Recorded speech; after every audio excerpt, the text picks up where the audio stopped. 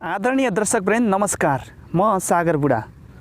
यतिखेर सिङ्गो नेपाल, नेपालका जनता, नेपालका राजनीतिक दल तथा पत्रकार सबै मिलेर भारतको जोदाहा मिचाहा अतिक्रमणकारी प्रवृत्तिको विरोध गरिरहेकै बेला अब यसमा देशको माया लाग्छ भन्नेमा होइन, यो त यो हाम्रै हो, तिमीहरूले किन यस्तो गरेको भनेर झगडा गर्ने कुरा होइन नि त। यो त टेबल टक गरेर उताको गभर्मेन्ट र यताको गभर्मेन्टले मिलेर पो कुरा गर्ने हो नि त। यहाँ त झगडा पारिरहेछ कि दुईटै जर्नलिस्ट मिलेर, दुवैजनाको जर्नलिस्ट मिलेर झगडा बनाइरहेछ कि। अब मेरो इन्डियन फ्रेन्ड्सहरूसँग म कसरी फेस गर्ने, अरू इन्डियन फ्रेन्ड्सहरूले मसँग कसरी फेस गर्ने भइरहेछ क्या अहिलेको सिचुएसन चाहिँ। उहाँले अरू कुरा त केही गलत भन्नुभएको छैन। यसरी नेपालका र भारतका मिडियाहरू लागेर मनमुटाउ धेरै बढाइरहेका छन् र यस्तोमा मैले आफ्ना भारतका फ्यानहरूसँग कसरी कुरा गर्ने होला। आदरणीय दिदी वर्षाज्यू, आफ्नो देश र आफ्नो माटो, आफ्नो स्वाभिमानभन्दा ठुलो फ्यानहरू होइनन्। किनभने फ्यानहरू त आउँदो समयमा पनि कमाउन सकिन्छ। आफूले राम्रो गर्दै गएपछि, कलाकारिता क्षेत्रमा राम्रो प्रदर्शन गरेपछि त फ्यानहरू त अटोमेटिकै बन्छन्। जरुरी छैन भारतकै फ्यानहरू बनाउनु पर्ने छ। र नेपालका पनि कम फ्यान छैनन् हजुरका, तर तपाईँको यस्तो कुराले अब फ्यानहरू झनै घटेका छन्। तर दिदी, आफ्नो देश र आफ्नो स्वाभिमानभन्दा ठुलो केही छैन। यतिखेर भारत मिचाहा जोदाहा प्रवृत्तिको भारतले हाम्रो कालापानी, लिपुलेख लगायत नेपालको धेरै भूभागहरू मिचेको छ। तराई क्षेत्रका धेरै ठाउँमा पूर्वदेखि पश्चिमसम्म लाग्ने नेपालको सिमानाको दूरी 1880 किलोमिटर छ र पूर्वदेखि पश्चिमसम्म भारतसँग सिमाना जोडिएका 26 जिल्लाहरूमध्ये 23 जिल्लाहरूमा सीमा विवाद छ। यसरी मिचाहा जोदाहा प्रवृत्तिको भारतले हाम्रो भूमि मिच्दै गर्दा हामीले उठाएको आवाज हो दिदी। यो हामी कुनै लड्नको लागि, कुनै उसको लागि मनमुटाउ पैदा गर्नको लागि होइन। हाम्रो लडाइँ त त्यहाँको शासकसँग हो। आदरणीय दिदी, उताका मिडियाहरूका कुरा सुन्नुहोस्, यसमा मैले प्ले गरिदिन्छु। देखिए, नेपाल के वो किसी भी देश के, मतलब हम तो बहुत बड़ा एक राष्ट्र हैं, वो छोटा सा किसी पाकिस्तान, बांग्लादेश के खिलाफ भी खड़ा नहीं हो सकता। उसमें A to Z खाना पीना सारा सामान इंडिया से जाता है। उनकी गाड़ियों में पेट्रोल तब डलता है जब भारत डालता है। उनको खाना तब मिलता है जब भारत देता है। और उनको ये शर्म भी नहीं आती वहां के पीएम को बोलते हुए इस समय जो आंखें दिखा रहे हैं। अभी भूकंप आए हुए ज्यादा दिन नहीं गए, जब नेपाल तबाह हुआ, सबसे ज्यादा अगर उनकी किसी ने मदद की, सबसे पहले अगर किसी ने मदद की तो वो भारत था। भारत के वायुसेना के विमान, सैनिक वहां जाकर के उसको बसाया है, उनको खिलाया है, उनको पिलाया है।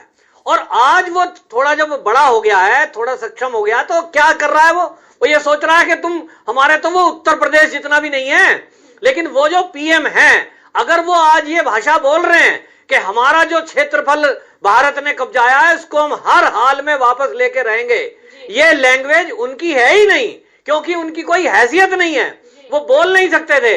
अब नेपाल में दिक्कत यह है कि भारत सरकार ने अभी देश की आजादी के बाद से अब तक कभी नेपाल की तरफ ध्यान दिया ही नहीं।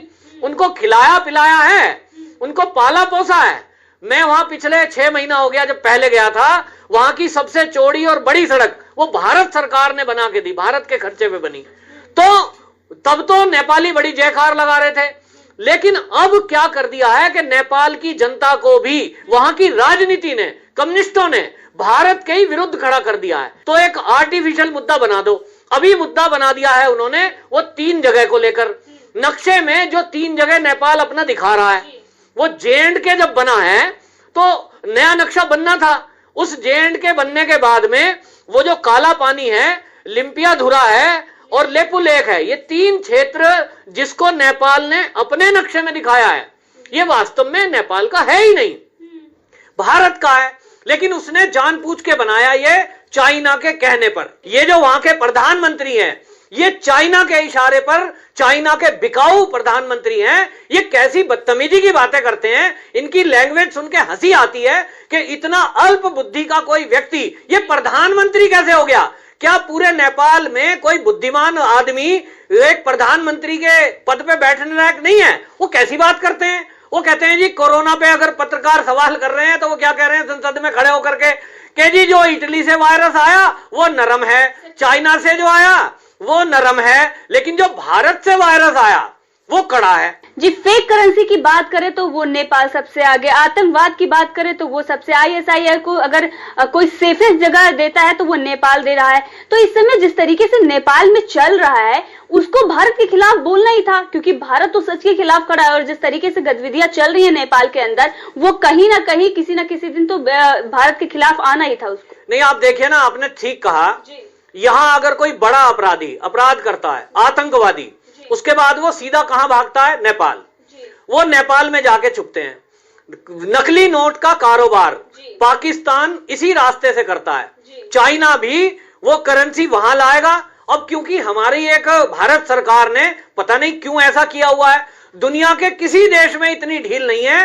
नेपाल में आप चले जाइए, मैं तो वहां गया हूं, गाड़ी में अगर बैठे हैं तो कोई गाड़ी की डिग्गी भी खोल के नहीं देखेगा। इसी का फायदा आतंकवादी उठाते हैं। नकली नोट ले आएंगे, नशे की चीजें ले आएंगे और आतंकवादी तो हथियार ले आएंगे और वो नेपाल के रास्ते ही आते हैं। तो हमारी भारत सरकार ये नेपाल के बॉर्डर पे जो छूट दिए हुए है कि आप थैला टांगिए, आप नशे की चीज ले जाइए या वहां से ले आइए, और खूब हथियार भी आते हैं, चाइनीज हथियार, ये नेपाल के रास्ते ही भारत में आते हैं। बहुत बड़े बड़े उत्तर प्रदेश के गिरोह पिछले दिनों तक जब गिरफ्तार हुए हैं, पकड़े जाते हैं, उनसे पूछा जाता है तो पिस्तौल कहां से लाए? वो नेपाल से लाए साहब।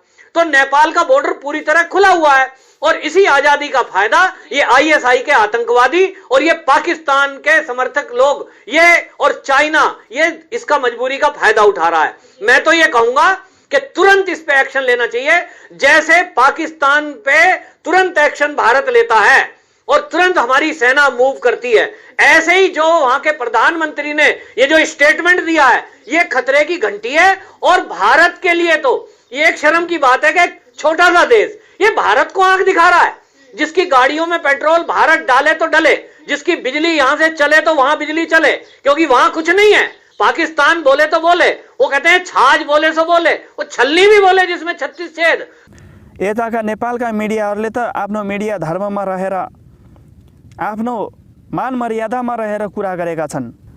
अर्णव गोस्वामीले चलाउने रिपब्लिक वर्ल्डमा हेर्नुहोस् गएर तपाईँले अस्ति # चाइना युजेस नेपाल भनेर त्यो डिबेट चलाइरहेको छ अर्णव गोस्वामीले, र उसमा हाम्रा नेपालका मिनेन्द्र रिजालज्यू पनि आउनुभएको थियो।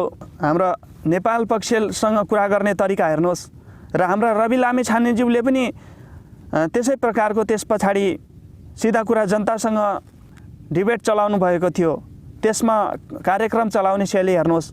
यतिखेर भारतका सबै मिडियाहरू अनावश्यक रूपमा तथ्यहीन आधारहीन कुराहरू गर्छन् र खनिएका छन् नेपालमाथि, नेपाललाई तल झराउनको लागि। तर नेपालसँग सबै सत्य तथ्य प्रमाणहरू छन्। यस्तोमा तपाईँले यस्तो कुरा बोलिदिँदा अलिकति नेपाली जनताको मन दुखेको छ। र अर्को कुरा तपाईँले भन्नुभयो टेबलमा बसेर दुईटै देशले सहमति गर्नु पर्छ, त्यो कुरा सत्य हो। अस्ति मनिषा कोइराला दिदीज्यूले पनि त्यही भन्नुभएको थियो, उताबाट त्यही भन्नुभएको थियो। अलिकति उहाँले मेरा फ्यानहरू कम होलान् कि भन्ने सोच्नु भएको थिएन, किनभने उहाँभित्र नेपालप्रतिको राष्ट्रवाद, नेपालप्रतिको माया जागेको थियो। र तपाईँभित्र पनि माया छ दिदी, तर अलिकति त्यो जिब्रो हाड नभएको जिब्रो कसरी चिप्लियो, त्यसै कारणले गर्दाखेरि नेपाली जनताको मनमा तपाईँप्रति घृणा पैदा भएको छ। यहाँ तक कि सोसल मिडियामा गएर हेर्नुहोस्, वर्षा राउतजीलाई मोदीले भारतमा लगेर जाओस् तर हाम्रो कालापानी फिर्ता ल्याओस् भन्ने अभिव्यक्तिहरू पनि सोसल मिडियामा राखिएका छन्। तर आदरणीय सोसल मिडिया चलाउने दाजुभाइ तथा दिदीबहिनीहरू, वर्षा राउत हाम्री नेपालकी चेली हुनुहुन्छ, उहाँमाथिको यस्तो अभद्र तरिकाको कुराहरू नलेखिदिनु होला, म हार्दिक अनुरोध गर्दछु। किनभने गल्ती तपाईँबाट पनि हुन्छ, मबाट पनि हुन्छ, हामी सबैबाट हुन्छ। हाड नभएको जिब्रो कतिखेर चिप्लिहाल्छ त्यो थाहा हुँदैन, त्यो गल्ती हामी मनुष्यबाट नै हुने हो। त्यसैले यस्तो कुराहरू नलेख्नु होला। र अस्ति मनिषा कोइराला ज्यूको पक्षमा पनि उहाँ उभिनु भएको थियो। उहाँले लेख्नु भएको छ, पसिना बेच्न सकिन्छ आमा होइन। मनिषा कोइराला दिदीले आफ्नो आमामाथि हस्तक्षेप सहनु भएन, त्यसैले उहाँले आफ्नो अपमानसँग नडराई मातृभूमिको सम्मानमा उभिनुभयो। आज भारतीय मिडियाले उहाँमाथि गरेको आक्रमण र अपमानको हामी सम्पूर्ण नेपाली चलचित्रकर्मीले विरोध गर्न जरुरी छ र मनिषा दिदीको स्वाभिमानलाई अझै मजबुत बनाउनका साथ दिन जरुरी छ। हाम्रो मातृभूमि र हाम्रो स्वाभिमानप्रतिको हस्तक्षेप कदापि स्वीकार्य छैन। यसरी राष्ट्रको प्रति उहाँको हृदयमा पनि धेरै माया छ। माया छैन भन्ने कुरा यहाँ छैन कि भारतका अधिकांश मिडियाहरू, सबै मिडियाहरू त होइन, अधिकांश मिडियाहरू यसरी नेपालमाथि खनिएका छन्। हामीले त आफ्नो अधिकार र आफ्नो कुरा मात्रै राखेका छौँ कि कालापानी लिपुलेख नेपाल फिर्ता हुनु चाहियो। सन् 1962देखि जतिखेर चाइना र भारतको युद्ध भएको थियो, भारत हारेर त्यो ठाउँमा त्यो हामीबाटै मागेर त्यो भूमि त्यहाँ बसेको हो। सामरिक दृष्टिकोणले पनि त्यहाँ राम्रो छ, अति नै उत्तम छ। हामीले आफ्नो देशको सिमाना, आफ्नो देशको रक्षा यहीबाट गर्न सक्छौँ भनेर त्यतिखेर तिनीहरूले मागेर त्यो भूमिमा बसेका हुन् र पछि बिस्तारै त्यहाँ आफ्ना भौतिक संरचनाहरू बढाए। पहिले त केवल छाप्रा मात्रै थिए त्यहाँ भारतीय सैन्यका, पछि गएर त्यहाँ पक्की तरिकाका बनाए। अहिले त सडकै खनेर पनि उद्घाटन गरिसके। यसरी हाम्रो भूमि, यसरी हाम्रो नेपाल आमा दिन प्रतिदिन मिचिँदै गएको छ। तराईका क्षेत्रमा गएर हेर्नुहोस्, तराईवासीको उठीवास लगाएका छन्, भौतिक संरचनाहरू बनाएर नेपाललाई डुबानमा पारेका छन्, नेपालको भूमिका अतिक्रमण गरेका छन्, रातारात जङ्गे पिलरहरू गायब हुन्छन्। यसरी हामीले कति दिन हेपा प्रवृत्ति सहेर बस्ने? हामी त वीर गोर्खालीका छोरा हौँ। आजभन्दा 200 वर्ष पहिले अत्याधुनिक हतियार भएका अङ्ग्रेजहरूसँग हामीले केवल परम्परागत भाला, खुकुरी, धनुष बाण इत्यादिले हामीले लडेका हौँ। त्यतिखेरका हाम्रा पूर्वजहरूले आफ्नो रगतले यो माटो सिँचेका छन्। आफू मरेर गए तर स्वाभिमानलाई गिर्न दिएनन्। नेपालको स्वतन्त्र र सार्वभौमिकतामा त्यहाँ आचाउन दिएनन्। अब पालो हाम्रो छ आदरणीय दर्शक महानुभावहरू, के हामी कस्ता कुन प्रकारका पुस्ताहरू भयौँ हामी। र वर्षा राउतजीको यस्तो अभिव्यक्तिले सबै नेपालीको मन दुखेको छ। यद्यपि उहाँले माफी मागिसक्नु भएको छ, उहाँले लेख्नु भएको छ, सम्पूर्ण आदरणीय दर्शक तथा शुभचिन्तक साथीहरूमा नमन। कलाकार हुँ, त्यसमाथि अति भावुक स्वभावकी छु। त्यसैले सकेसम्म कुनै पनि प्रकारको विवादबाट टाढा रहन खोज्छु। तर हिजो एउटा अन्तर्वार्तालाई लिएर जुन हो हल्ला गरियो, त्यसैले मलाई भावनात्मक ठेस पुगेको छ। हो, प्रत्यक्ष प्रसारण भइरहेको कार्यक्रममा बोल्दै जाँदा म कुनै कुरामा चुकेँ होला, बोल्दै जाँदा जिब्रो चिप्लियो होला, तर मनभित्र आफ्नो देश, आफ्नो राष्ट्रियताप्रतिको सम्मान र म अलिकति पनि चुकेकी छैन, अलिकति पनि माथि तल परेकी छैन। संसारको कुन नागरिकलाई आफ्नो मातृभूमिप्रति माया हुँदैन होला र त्यसमाथि नेपाली कलाकार भनेर हाम्रो त पहिचान नै देश र राष्ट्रियतासँग जोडिएको हुन्छ। आफ्नो परिचयलाई नै अङ्गीकार गर्न सक्ने यति ठुलो र महान सम्मानलाई म उच्च ओहदामा राख्दछु। म नेपाली हुँ, मलाई गर्व छ। हाल लिम्पियाधुरा लिपुलेख र कालापानीसम्मको भूमिलाई समेटेर जुन नक्सा जारी भयो त्यो हाम्रो भूमि हो र नेपाल सरकारले जुन कर्तव्यनिष्ठता देखाएको छ, म त्यसको समर्थनमा अग्रपङ्क्तिमा उभिन तयार छु। र यो म जस्तो एउटा व्यक्ति, एउटा नागरिक मात्रले समर्थन गरेर हुँदैन। हामी सबै नेपालीसँगै उभिएर समर्थन गर्नुपर्छ। समर्थन गर्नुपर्छ, वार्ता गर्ने उचित वातावरणको समर्थन गर्नुपर्छ, तथ्य र सत्यको समर्थन गर्नुपर्छ। हामी दुई छिमेकीको प्रगाढ सम्बन्धको समर्थन गर्नुपर्छ। हाम्रो रोटीबेटी सम्बन्धको र सबैभन्दा धेरै समर्थन गर्नुपर्छ मानवता र मानव धर्मको। यस्तो संवेदनशील समयमा भड्काउ तत्त्वहरूले आक्रमण गर्न सक्छन्, दुई देशको अन्तर्देशीय सम्बन्ध बिगार्न सक्छन्, जुन कुरा भारतीय मिडियाले उचालेका केही शब्दहरूबाट देखिन थालेको छ। यस्तो असभ्य र असत्य पत्रकारिता हाम्रो मिडियाले पनि नगरोस्, मैले यही भन्न खोजेको हुँ। नेपाल मेरी जननी जन्मभूमि हुन्। नेपाली सबै हामी दाजुभाइ दिदीबहिनी हौँ। नेपाली चेली मनिषा कोइराला दिदीले भनेको कुरालाई जसरी गर्वका साथ मैले सेयर गरेँ त्यसरी नै भावनालाई म खुसीका साथ प्रस्तुत गर्न सधैँ तयार छु। मैले प्रत्यक्ष प्रसारण भइरहेको कार्यक्रममा बोलेको केही शब्द हेक्का नभएका केही गल्ती बोले होला, जसको सन्दर्भ टेढी गएर गलत अर्थ लागे होलान्। यस्तो परिस्थिति खडा भएकोमा म क्षमा प्रार्थी छु र अब आइन्दा यसरी बोल्दा पक्कै हेक्का राख्छु। जय नेपाल, जय नेपाली, जननी जन्मभूमि स्वर्गातपी गरिएची वर्षा राउत। र ऋषि धमलाज्यूले चलाउनु भएको प्राइम टाइममा पनि उहाँको हिजो एउटा अन्तर्वार्ता भएको थियो, त्यसमा पनि उहाँले रुँदै भन्नुभएको छ, यदि त्यस्तो परिआएको खण्डमा म नेपालकी छोरी हुँ र एक दिन मरेर जाने चोला नै हो, कालापानीको सिमानामा पनि जान सक्छु। उहाँले त्यस्तो भन्नुभएको छ।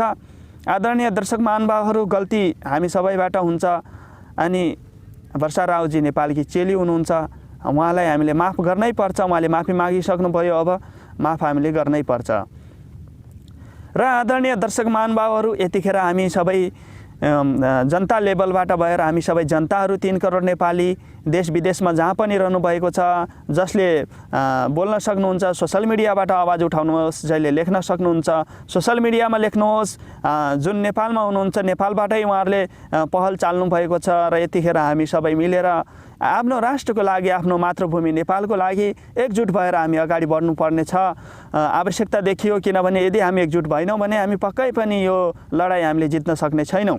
भारतका मिडियाहरूले हेर्नुहोस् कस्ता कस्ता अभिव्यक्तिहरू राखिरहेका छन्, उनीहरूले त सैन्यको तुलना पनि गरिसकेका छन्। यसको मतलब सिधै हो नि, हामी यदि नेपाललाई चाह्यौँ भनेपछि ध्वस्त पार्न सक्छौँ भन्ने उनीहरूको अभिव्यक्ति इत्यादि प्रकारका तरिकाले उनीहरूले बोलिरहेका छन्, अपमानिक तरिकाले बोलिरहेका छन्, नेपाललाई एकदम होच्याएर बोलिरहेका छन्। आदरणीय दर्शक महानुभावहरू, हामी नेपाली को हौँ र हामी कस्ता प्रकारका नेपाली हौँ र पहिलेको इतिहासमा नेपालीको इतिहास त्यस्तो थियो र अहिलेको इतिहासमा पनि उस्तै छ। हामी कायम नै छौँ, बरकरार नै छौँ, त्यस्तो हामीमा कुनै पनि कमी कमजोरी आएको छैन भन्ने हामीले यो सिद्ध गर्नुपर्ने आवश्यकता देखिएको छ। आदरणीय दर्शक महानुभावहरू, म त यही नै भन्न चाहन्छु, त्यस्तो परिआएको खण्डमा हामी प्रत्येक नेपालीले एकजुट भएर यदि त्यस्तो युद्धै नै परिसक्यो भनेपछि हामी सबै गएर एक दिन मरेर जाने चोला त हो, 1-2-4 जना त काट्न सकिएला, तर मरेर जानु उचित हो। स्वाभिमान, आफ्नो